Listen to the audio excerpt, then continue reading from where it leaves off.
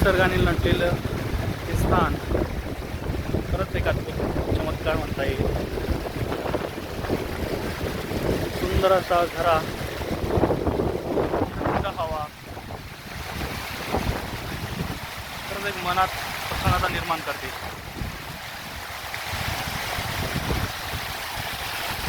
माझी सगळ्यात मोठी चूक, मी ट्रेकला येताना चप्पल घालून आलोय. ठीक आहे, सुंदर वातावरण, वारा इतका साठ सुटला आहे. ट्रेकचा आनंद घेताना आम्ही